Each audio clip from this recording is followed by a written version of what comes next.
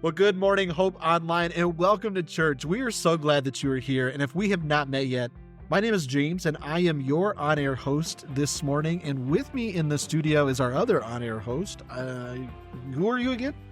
My name is Mikey. I am so thankful to be here, to be able to be with you today, James.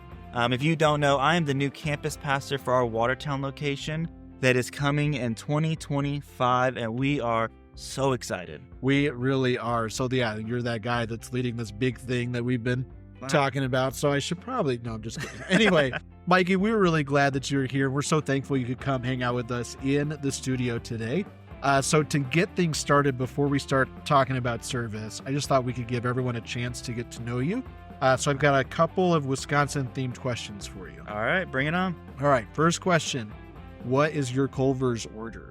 Culver's, to be honest, I have never been to Culver's. What? I've never been.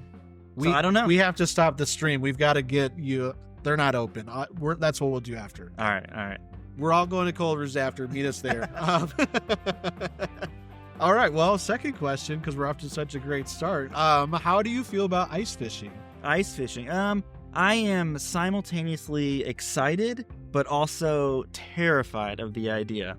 Okay. So, I mean, I can't argue with that, I guess. You know, going out on the ice for the first time can be a little intimidating, but you like to fish, or? I enjoy it enough. Yeah, it'd be fun. That's fair. Third question. Where are you looking to explore first, the Dells or Door County? I'd have to go Door County for sure. Yeah, I've heard great things. Got to check it out. Yeah, it's beautiful. I don't know if there's a right answer to that one. People in the chat probably do, so let us know. But the fourth question, it's a true or false one. But happy cows come from California. True or false? I don't understand. True? Maybe? It's false. Oh. Sorry, he's new. We'll get him there. Don't worry. He'll learn. But final question. And I know it's on everyone's mind because it's the season of life that we are in, but are you a Packers fan? I can proudly say that I have been a Packers fan for 7 days. Ooh, we've converted. So I'm all in. I see what you did there. Well, tell us in the chat what you think about his answers, but more importantly, be sure to welcome him and his wife, Morgan. We're just so glad that you guys are here to be part of the team, and we can't wait to see what this next location is going to do in Watertown. We're excited. We're glad to be here. Well, we are going to have a ton more information about that new campus coming up over the next couple of months. But today, we've got service. Can you tell us what we can expect? Absolutely. Here's what you can expect. Our time in the studio is just about over. And when the countdown on your screen hits 0, you will head in to our auditorium where our band is going to say good morning. And hearing them warm up this morning, they are ready to rock. And so if you love live music experience, you are going to have a lot of fun today. And after the band plays a few tunes, we're going to hear about a group that we offer at Hope called Pathways. If you're new to Hope and you want to learn more about who we are, that's not a great... If you want a behind-the-scenes look at who we are, Pathways is the group for you, and you're going to hear about it not once or twice, but all day long. Well, today we are in our second episode of our series, I'm In. And all you need to know about the message is this. It's about how we want to be known and we're going to learn how the church was originally designed to be a team sport. That's the service plan, but there's something important that you have to know, and it's that we are in the middle of group signups. So next Sunday is going to be the final day to register, but we also know that we have a lot of first-time viewers who's not just new to Hope Church, but you're new to church. This is just all new to you. Yeah, and if that's you and you want to learn more about who we are or what groups are all about, if you need help finding community, then be sure to scan that QR code or text the word here, to the number on the screen so that you can get an invite to our Zoom party. It's okay, it's your first time. You're doing a great job. But hey, we are having another Zoom welcome party next Sunday. We missed some of you on the 8th, but don't worry, we've got you covered. I'm going to be emailing all of you later today with information on that party, so be on the lookout for it. But if you're new to the channel, scanning that QR code or texting the word here, fill out that connection card. Well, James, I know I'm new to the studio, but I believe our time is up. It is, but this is not goodbye. It's we'll see you in about an hour. So after the final song is over, you're going to hear the next steps for everybody that's in the room. And then bam, you're going to head right back here in the studio for a little bit more fun and some information. So enjoy service, and we'll see you soon. Welcome to Hope. Let's stand together. We're going to get this started today by singing a couple songs to help us get our hearts and our minds lined up with the reality of God and how good He is. So let's get it going.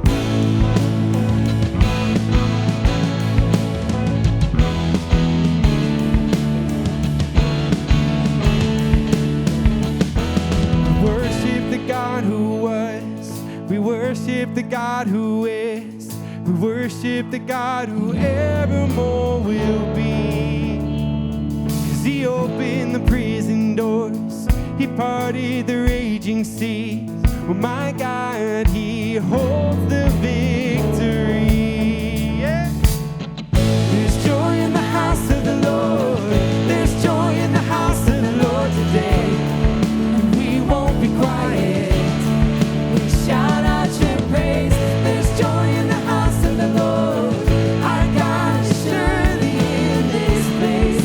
And we won't be quiet. Oh, we shout out your praise.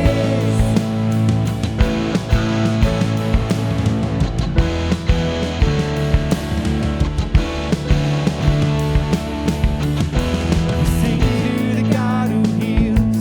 We sing to the God who saves. We sing to the God who always makes a way. 'Cause He hung up on that cross, then He rose up from that grave, and my God still rolling stones away. There's joy in the house of the Lord. There's joy in the house of the Lord today. And we won't be quiet. Oh, we shout out your praise. There's joy in the house of the Lord. Our God is surely in this place. And we won't be quiet. Oh, we shout out your praise. 'Cause we were the beggars, and now we're royalty. And we were the prisoners, but now we're running free. And we are forgiven, accepted, redeemed by His grace. Let the house of the Lord sing praise. We were the beggars, now we're royalty. And we were the prisoners, but now we're running free. We are forgiven, accepted, redeemed by His grace. Let the house of the Lord sing praise. Yeah, let's sing, yeah. There's joy in the house of the Lord. There's joy in the house of the Lord today. And we won't be quiet. Oh, we shout out your praise. There's joy in the house of the Lord. Our God is surely in this place. And we won't be quiet. We shout out your praise. There's joy in the house of the Lord. There's joy in the house of the Lord today. And we won't be quiet. We shout out your praise. There's joy in the house of the Lord. Our God is surely in this place. And we won't be quiet. Oh, we shout out your praise.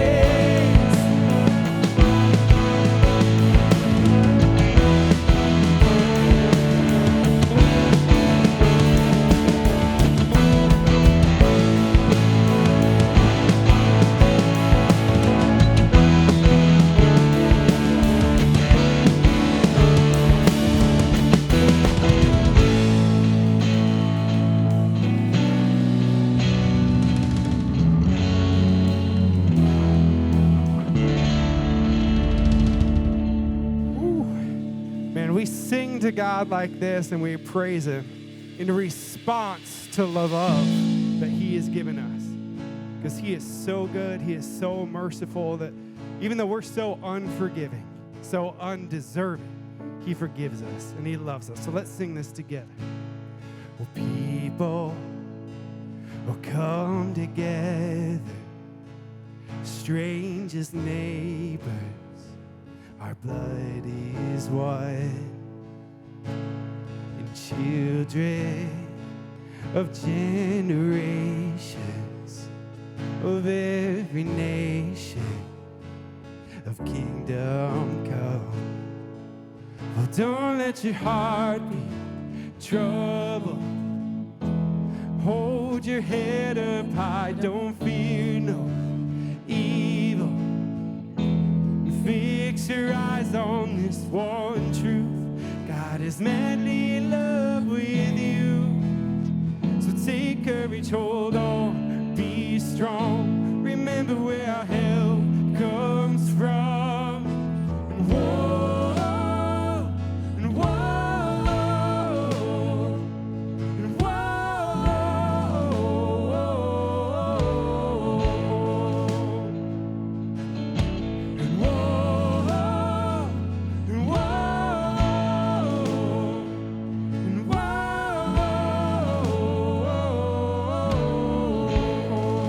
sing Jesus, Jesus, oh our redemption, our salvation is in His blood. Jesus, light of heaven, friend forever, His kingdom come. Oh, don't let your heart be troubled. Hold your head up high, don't fear no evil. Fix your eyes on this one truth. God is madly in love with you. So take courage, hold on, be strong. Remember where our help comes from. Whoa, whoa, whoa,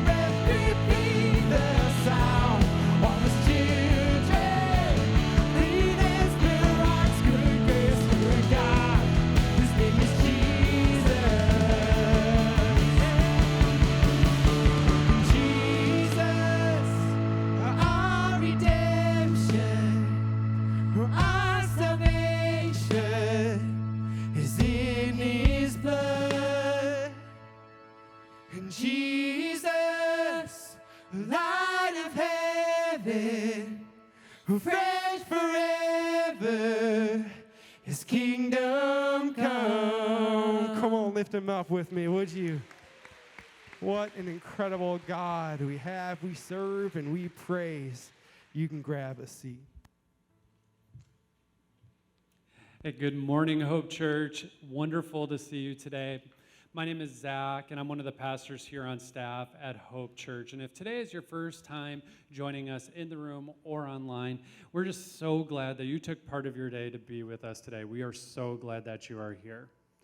Now, one of the questions that I get the most here at Hope Church goes something like this. I've been coming to Hope. I want to know more about Hope. How do I do that? Well, the answer is the same. If you've been coming here for 2 weeks or 2 years, the answer is the same, and that answer is Pathways. Pathways is our group for anyone here who's kicking the tires on Hope Church. And in Pathways, we do a deep dive into our DNA and culture. And when you finish Pathways, you will know without a shadow of the doubt if Hope Church is your church long-term or not. And you will also know what your next step to grow in your faith is. And I'm super excited because this year we have more Pathways options available than ever before. We have Pathways taking place in Watertown, Pathways in Oconomowoc, and Pathways online. We have Pathways happening multiple nights of the week, and we also have childcare for those that it would benefit.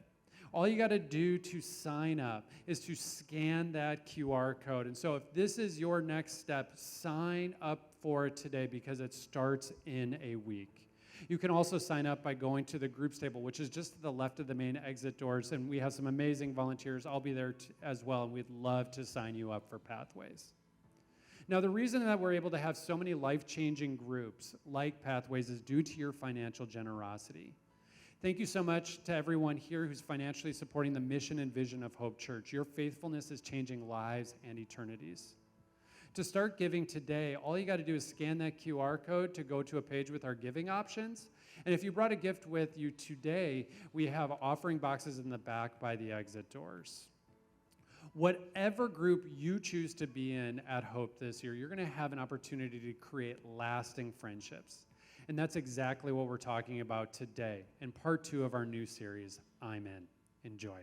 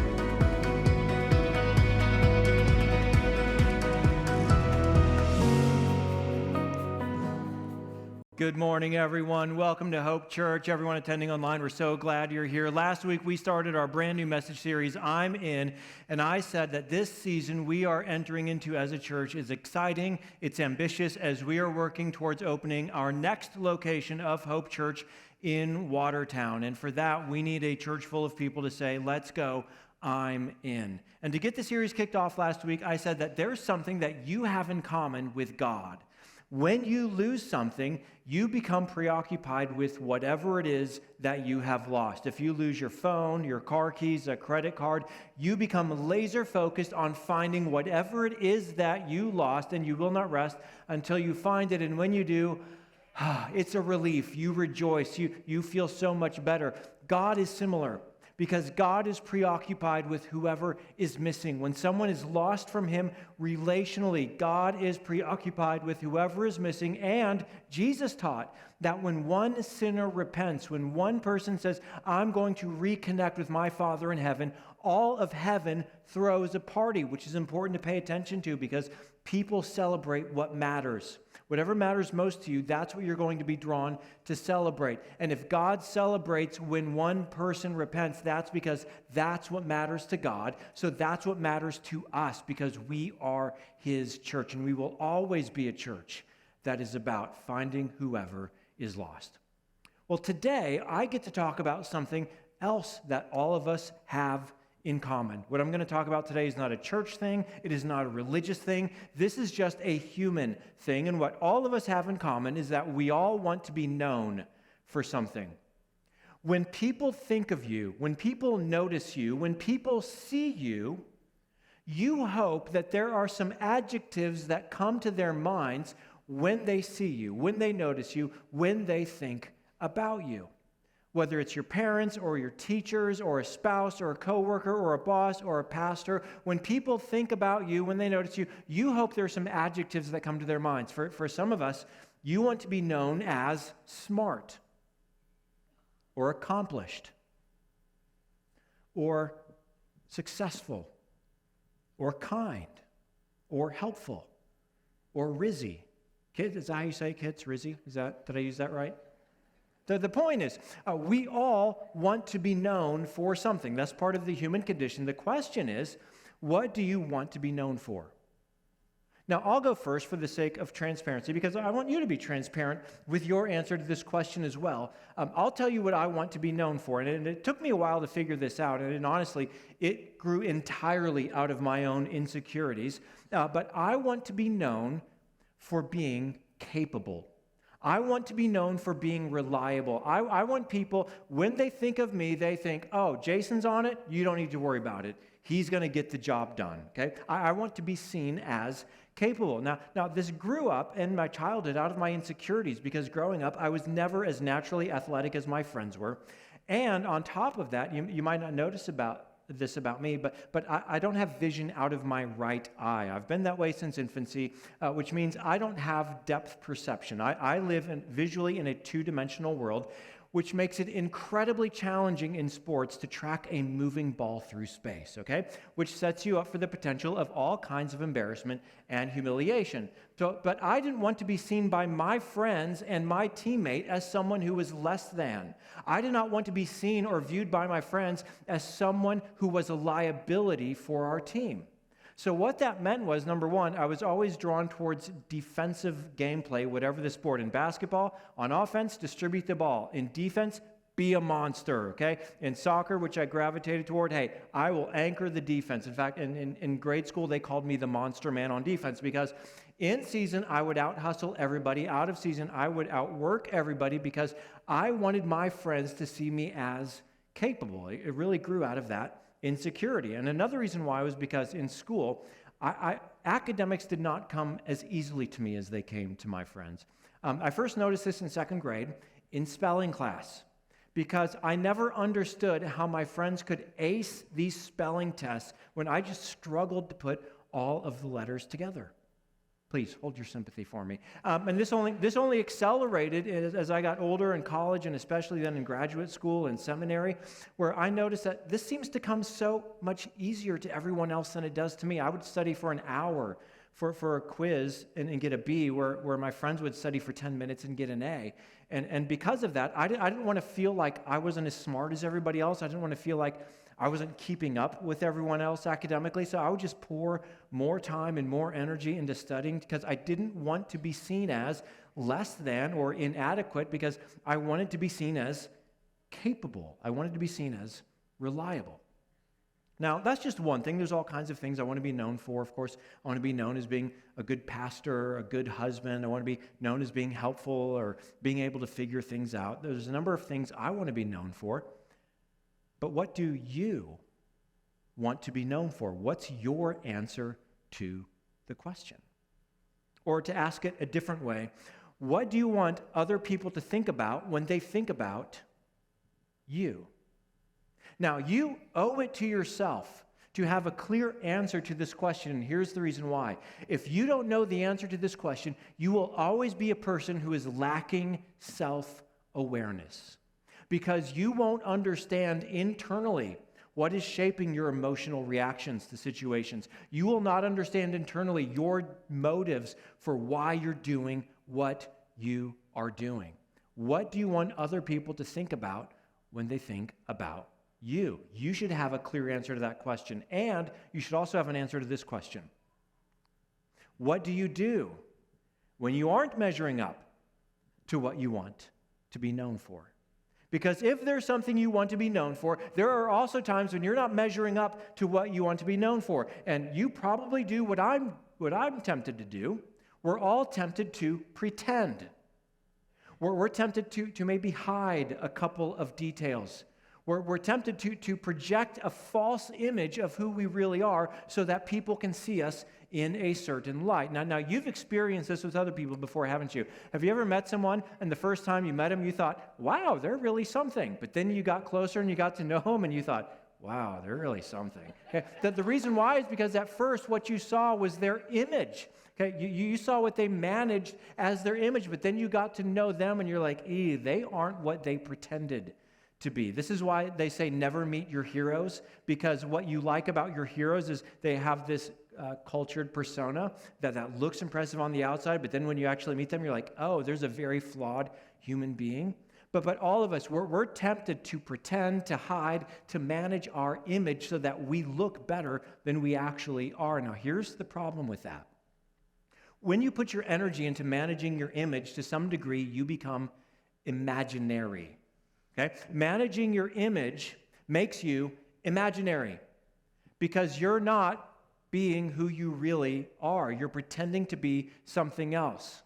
And when we pretend to be what we're not quite yet, when we're not being honest about the gaps between what we want to be known for and who we really are, to some degree that makes authentic friendships difficult, if not impossible. Because if I'm pretend imaginary Jason interacting with pretend imaginary you, it's almost like we're two avatars, and we're interacting through our avatars instead of being who we really are, because we're not being who we really are. And not only does managing your image make you imaginary, it's worse than that. When we start pretending, we stop improving. When we start pretending and managing our image, we put all of our time, all of our energy into looking better than we actually are, and as a result, we don't have the focus or energy left over to actually close the gap between who we are and who we want to be. We don't have the energy left over to actually improve ourselves. We get older, but we don't get better. But all of us are tempted to go into image management. Now, as long as I'm being transparent about this, I'll go ahead and say something that you're already thinking, so I might as well say it anyway. But when it comes to this pretending thing, to managing this image thing, pastors are the worst at this, okay? We totally are. And because when I walk off the stage on Sunday and I walk out into the community Monday through Saturday, people don't look and say, oh, look, there's the pastor of Hope Church. But it's Monday. I don't care how he behaves today. As long as he behaves like a pastor on Sunday, then we're fine. But it's Monday. I don't care, okay? Because no. I'm always a pastor no matter what day of the week it is. And to be honest, you want the imaginary pastor. You don't want the real, you want the imaginary pastor, okay? You don't want me to walk out on stage some Sunday and say, now before I begin, first of all, I want to publicly thank the elders for sending someone to pick me up on Friday night to make sure I got home safely. You don't want to hear those words come out of my mouth. That's why I don't call the elders. You always call a musician. You don't want me to walk out on a stage and say, today we're starting our new 4-part series on marriage, but before I begin, I want to publicly thank Kathy, who said she's going to give me one last chance. Okay, listen, I get it. You want the imaginary pastor, and I feel all kinds of pressure to pretend and project this false image of myself. And so do you. Because you want to be known for something. You want people to think something when they think about you. And for all of us, there's a gap between who we really are and what we want to be known for. And when we fall to the temptation of managing an image, we become imaginary, and authentic friendships become almost impossible, and we stop improving. So here's the idea that I want to share with all of us today, and I hope this idea doesn't just intellectually make sense, because there's no pushback against the idea. I hope it emotionally and spiritually resonates with you. Here's where we're going today. We want to be known for something. We need to be known by some someones. It's fine. All of us want to be known for something. There's nothing wrong with wanting to have a certain reputation or to have people think certain things when they think about you. That's fine. But what we need at the end of the day is to be known, the real us, to be known by some someones. By people who actually know who you really are and still accept you as their friend. Now, we shouldn't have to say this. This should be so obvious to us because as people, we are drawn to environments and we are drawn to friendships and we are drawn to relationships where you don't have to put on the mask. We're drawn to environments where you can just be who you are and relax. And they still won't judge you. They still accept you. They still welcome you in as one of their own. Now, this is for better and for worse. Okay, so some people, they can fall into addiction because they were known by some unhealthy someones. They walked into a bar. I love alcohol. Me too. Let's have a drink. And they didn't have to pretend to be anything they weren't, and they fell into addiction. By the same token, the other side of that coin is you can enter into rehab, into recovery, and you can be surrounded by some healthy someones. And you can be who you really are and be accepted and get on a road to recovery. Our hearts are drawn to people and drawn to environments where we can be who we really are. As a pastor, we do pre-marriage classes, and when I meet with a couple, I love to ask them how they met, how'd they fall in love, tell me about your first date. And something that you hear over and over again is that when they started talking, they just connected. And they didn't have to pretend. They can talk deeply about not just subjects and topics, but they could talk deeply about their own lives. And the other person said, me too. And over that connection, that authenticity, they began to fall in love. This is also why people fall in love in rehab. It is. This is a real thing. People will go to AA, they will go to a support group, and for the first time in a very long time, because when you're stuck in addiction, lying is part of that lifestyle. But when they go into rehab for the first time, they tell the ugly truth about themselves, and they're not judged. So they disclose a little bit more about who they really are, and they're not judged. And so they disclose a little bit more about who they really are, and they're not judged in that environment. And as a result, they're drawn to the people in that environment, because as humans, our hearts are drawn to people, to environments where we can be honest about who we really are, where we can drop the image and still be accepted by others.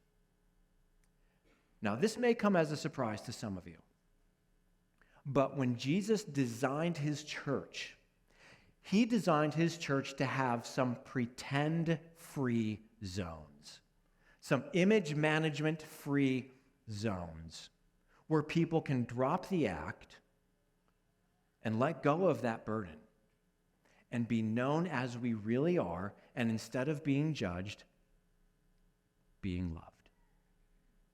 Now today, I want to show you how God designed his church to work that way and how we as a church designed Hope Church specifically to work that way for you, because by the end of the time, I want to show you the important relationship between your friendships and your faith in God. It should come as no surprise that the biblical authors talked considerably about the importance of being wise in our relationships because of how they impact our lives. In fact, King Solomon, in his wisdom, wrote the book of Proverbs. He could take very complex matters and reduce them to very insightful truths and statements. And here's what he wrote in Proverbs chapter 13. He said, "He who walks with the wise grows wise, but a companion of fools suffers harm." Now, many of us have learned this lesson the hard way, haven't we? When you are in a relationship with fools, the folly doesn't stay isolated in one part of the relationship. It spills over and impacts negatively everyone involved in the relationship. Some of us have stories about a first marriage that went this way. You got married to someone who was a fool, and that didn't stay isolated on one side of the marriage. It spilled over and affected everyone involved in the relationship. On the upside, however, if you have companions who are wise, who have competence regarding the realities and complexities of life, that also wears off on you, and you grow in your wisdom. He who walks with the wise grows wise, but if your companions are fools, you will suffer harm. Paul, the first century apostle who wrote several New Testament books of the Bible, said the same idea in a different way. He said this in 1 Corinthians. Do not be misled. Bad company corrupts good character. Now, I had a brilliant joke about the 80s bad company, and my staff told me, Jason, you're too old. Nobody knows who Bad Company is. Anybody remember Bad Company till the day I die? Yeah, 15% of us. The staff was right. So there you go. For everyone who knows the band, it would have been hilarious. But Paul says, bad company, it corrupts. It's corrosive. It's like rust on the underside of your car. It spreads, and it corrupts good character. This is why, high school students, this is why your parents want to know who's going to the party. Because they've learned this principle, probably the hard way, that it is not neutral. Your relationships are not neutral. There is influence going back and forth. And don't be misled. Don't be deceived. Bad company corrupts good character. Come back to your senses, because bad company corrupts good judgment. It corrupts sober assessment. Come back to your senses as you ought, and, this is interesting, stop sinning. Choosing to embrace the company of bad company is sinful.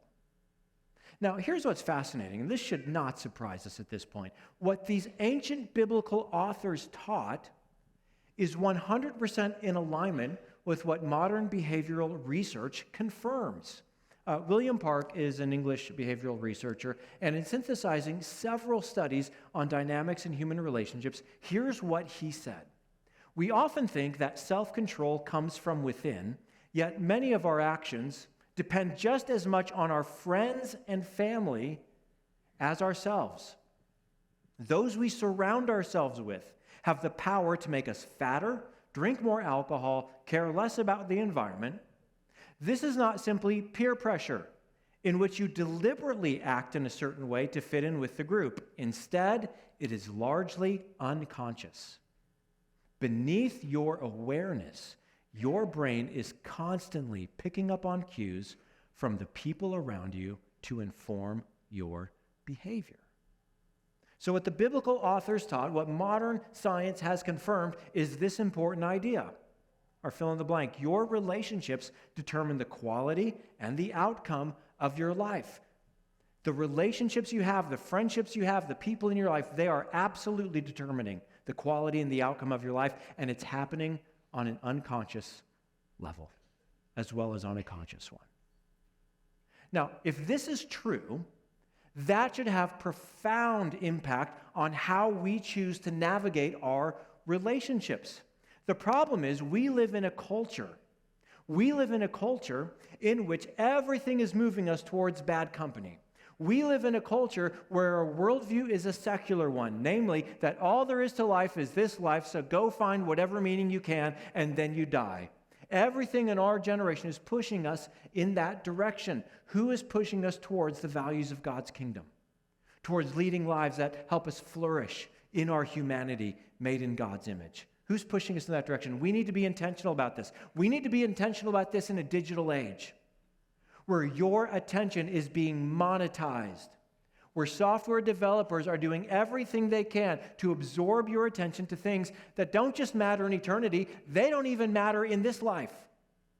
And if we're not strategic and intentional, we will kind of become consumed with things that are completely irrelevant and will deteriorate the quality and the outcome of your life.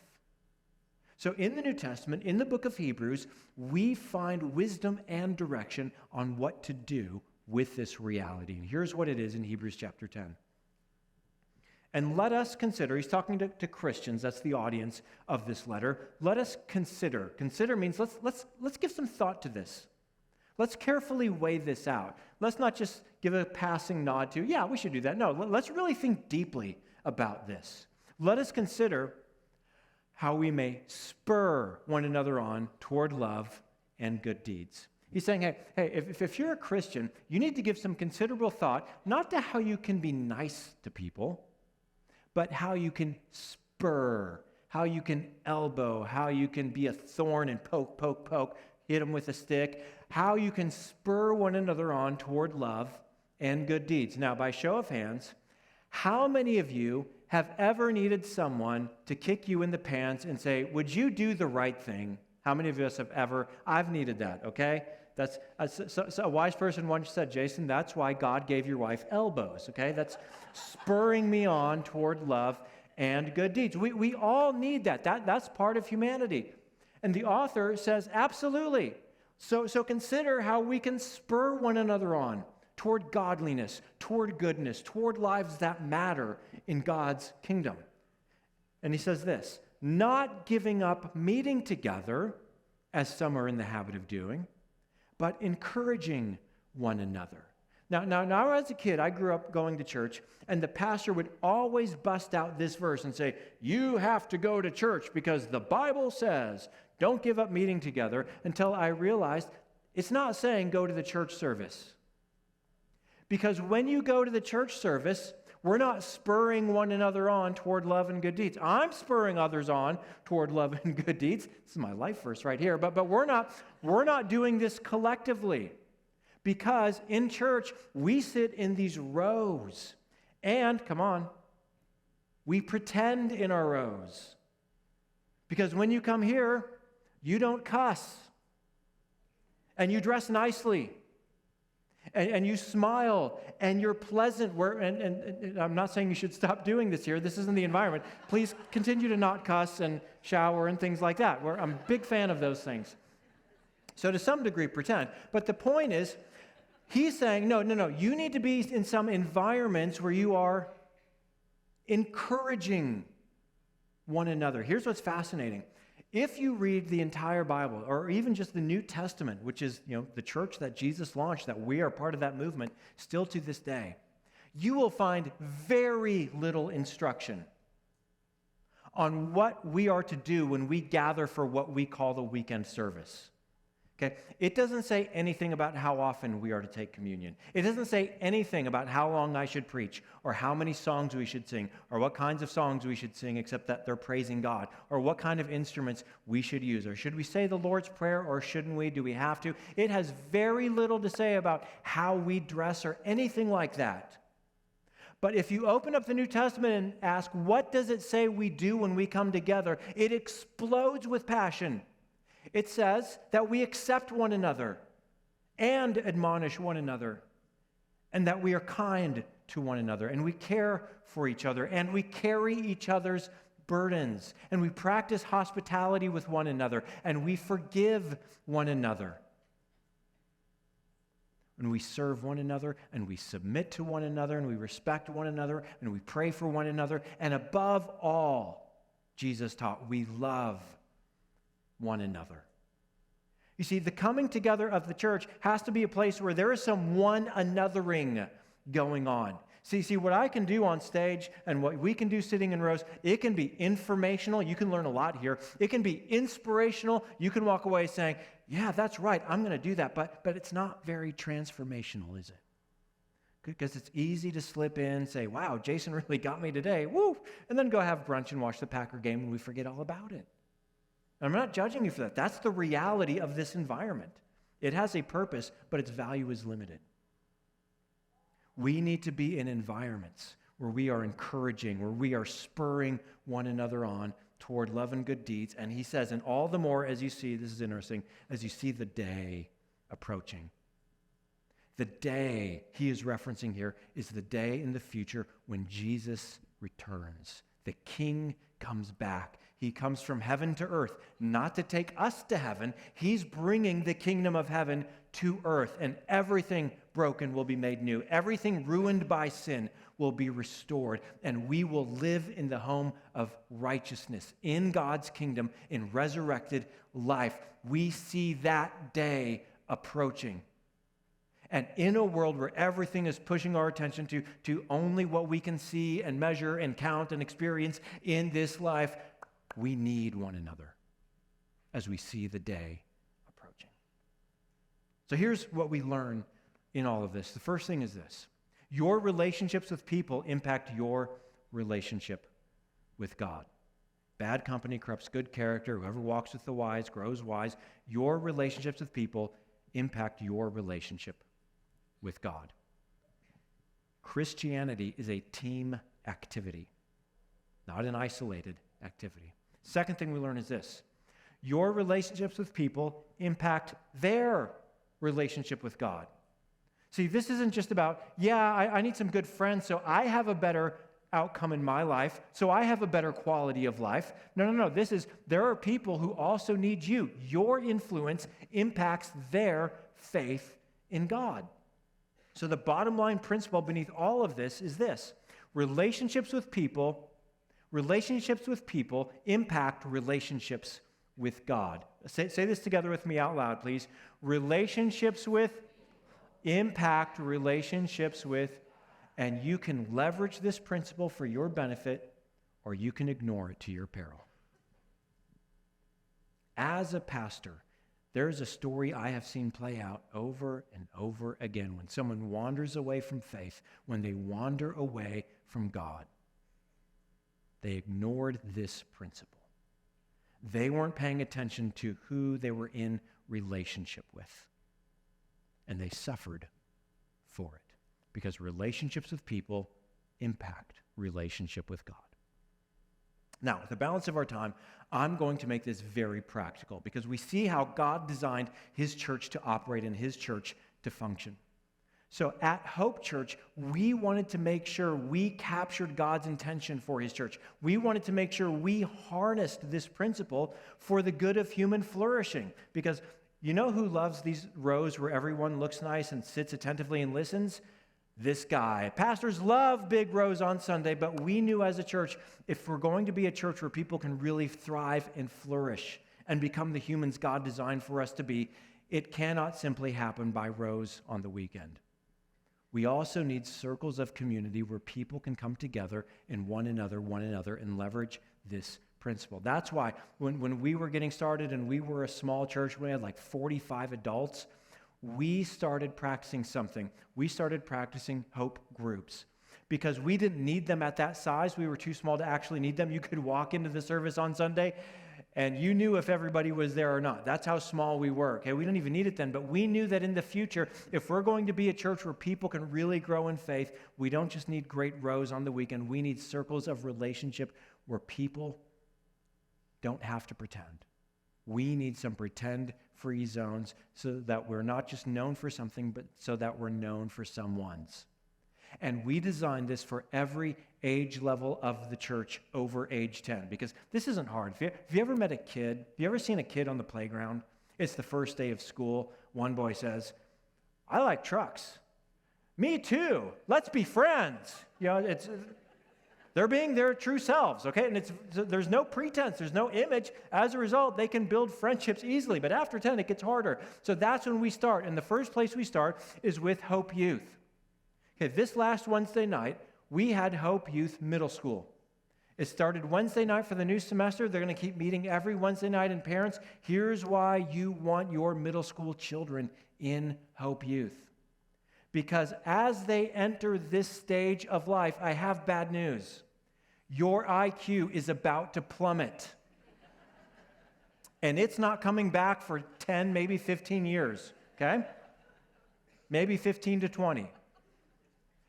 Which means as they are starting to navigate into preteens and teens and towards adulthood, you want other people in their life who share your values, who will reinforce your principles, and who will encourage the authority of mom and dad in the home. That's what we do at Hope Youth. And we do it through relationship. Not only will they have relationship with Ty, our youth pastor, they will have relationship with some adult volunteers who share your values. They will have relationship with their peer group as they learn the Bible together and figure out, what does this look like in my real life? with a circle of friends that I don't have to pretend with, as we help students develop a faith of their own in middle school and equip them to follow Jesus in high school. It is amazing. This last Wednesday night as we got started, we had 65 middle school students here. When I became the pastor of this church, we had 65 humans at this church, okay? Listen, the faith of the next generation is worth everything. Parents, make us your partner. We would love to partner with you to develop the faith of your middle school students. High schoolers, Hope Youth High School is Sunday night. We are starting the new semester tonight. If you're in high school, be here at 6 o'clock, and you will have the same experiences for the same reasons. Listen, high school is hard. High school is hard. We want a place where you don't have to project an image, but you can be known by some someones and accepted. We also have several different kinds of groups for adults. We have one group that's for people who are new to church, new to faith, kicking the tires on the Bible or on Christianity to see if they hold air, and we call that Starting Point. Now, Starting Point is the group that I get to lead. And in Starting Point, we built the whole thing, it's a 7-week-long short-term group, around the question, as adults, if we had never heard of God, what's the starting point of faith? Where does faith in God begin? And we don't want you to come in and be naive or believing or superstitious. We want you to have your doubts with you. We want you to bring your questions. We want you to be skeptical, because we've learned over the years that a healthy dose of skepticism often leads people to the starting point of faith. So we're going to be starting that group on August 21st. I'd be honored if you joined us. Earlier, Zach talked about a different group we have called Pathways. This is for people, you're not new to church. You say, I'm already a Christian, but I'm checking out Hope Church. Listen, we can promise you'll get 3 things in Pathways. Number 1, you'll learn something about your own faith in God and why your faith in God is wherever it is today. Number 2, you're going to learn what your next step is in this season of your life to take your next step of faith. And number 3, you'll find out if Hope is the right church for you. It will be crystal clear at the end. And if we tell people all the time, if we're not, let us know. We'll help you find the right church for you. We're not trying to grow a big church. We're trying to help people grow a big faith, and we don't care what church that's in. But come to Pathways, you'll find the answers to those questions. Now, there's a 4th thing. I can't guarantee you get it, but I think you will. You'll make some new friends. You'll make some new someones in your life. And then if you've already been to Pathways, you know all about the regular groups that we have at Hope, and we would love for you to find your people. It's time for you to find your someone. So it's easy to register for a group. There's a QR code in front of you. You can click the link in the chat, or if you're in the room, stop at the table in the lobby on our way out. Meet Zach, our group's pastor. He would love to be your personal concierge to help you find the right group. Now, I want to talk for just a moment to those of us who say, yeah, I get the relationship thing, but I'm busy. I get the relationship thing, but I don't know if I'm going to do it. And especially, listen, if you're part of a couple where one of you is all excited, yeah, let's do it, and the other's like, whoa, okay, listen, if that's where you find yourself, here's what I want you to think about. If you decide to join the right group for you, what's the worst case scenario? I mean, what's the disaster that could possibly happen? Here's what it is. The worst case scenario is you go, you enjoy some snacks, you go home at the end and you say, I didn't love it. Okay, that's the worst case scenario. But what's the best case scenario? What could happen? You could make a lifelong friend. You could meet another couple that maybe they're a step ahead of you in life, and they have a key that unlocks a door that's been locked to you for years. Maybe you become part of someone else's faith story as your relationship with them influences their faith in God. And let me tell you something as a pastor, there is nothing more jaw-dropping and awe-inspiring than when someone else tells their faith story and they say your name in their faith story. The truth is, you don't know what's hanging in the balance of this single decision. And as the church, we can't give you friends, okay? We can't do that. If I could flip that switch, I would. But we can provide the framework and the environments where if you bring a little bit of your energy and a little bit of transparency, God can do amazing things through that. He changes stories with that. And what if Hope Church, what if that's what we were known for? What if when people thought about our church, they thought, Hope Church is the place where you don't have to pretend. Hope is the place where you don't have to project the image. Hope Church is the place where you'll probably make some really good friends. What if we were known for that in Lake Country? What if we were known for that in Watertown? What if we were known for that? Let's not pretend to be that. Let's lean into that, because your relationships with people impact relationships with God. Let's pray.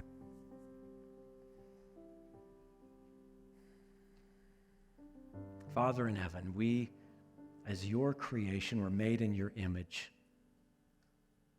And God, you as Father, Son, and Holy Spirit are a perfect community of one. And we were made for a community where we can be fully known and fully know others. I ask that that's what our church will be known for. And that we will be people who trust you and lean into that, because relationships impact faith in you. So may we be a people, may we be a church that pursue that with all of our hearts for your glory and for the good of people in our generation. Jesus, we pray all of this in your name. Amen. Let's stand. Let's keep our focus on our incredible God together while we sing.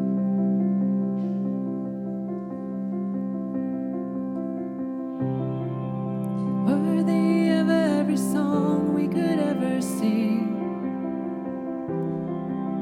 worthy of all the praise we could ever bring,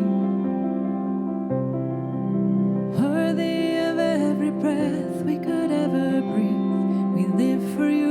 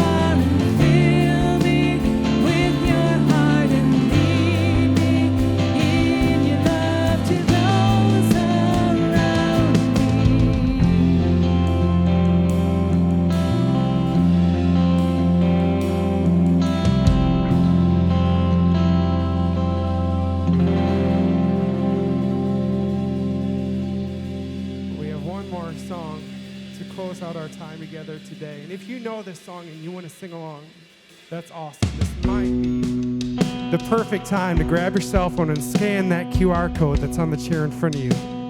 Check out the groups we have and get yourself plugged into a community that will spur one another on. So it'd be a perfect time for that.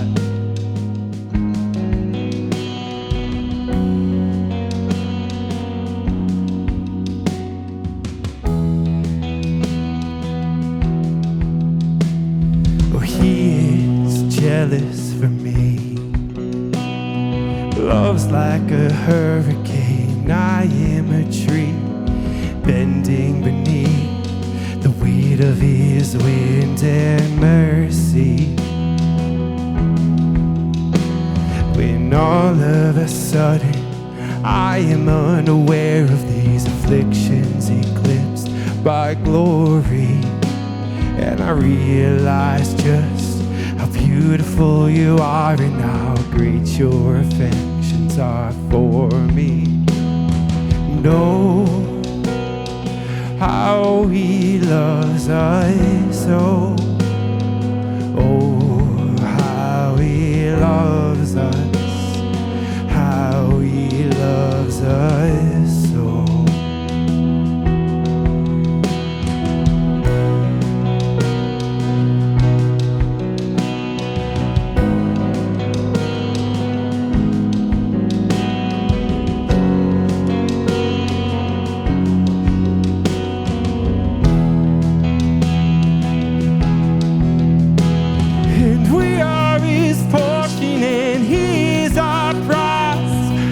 To be redemption by the grace in his eyes. If his grace is an ocean, we're all sinking. And heaven meets earth like an unforeseen kiss, and my heart turns violently inside of my chest. I don't have time to maintain these regrets when I think about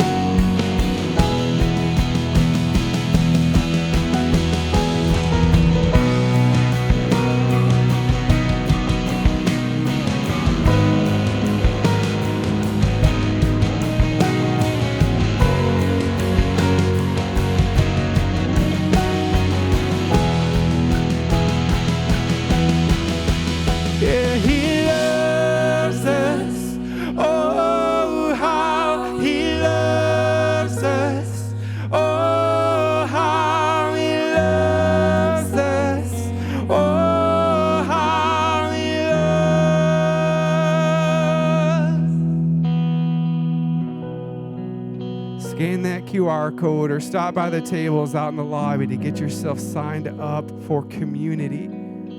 If there's anything you'd like to be praying about for here in this moment, we'll have a member of our prayer team to the left of the stage ready to pray with you right now. We'll see you guys right back here next week to continue worshiping together like this. Have an awesome week. Well, welcome back to the studio. My name is James. His name is Mikey, and we are so thankful to be hanging out with you. And it doesn't matter if it was during our live stream or on demand later in the week.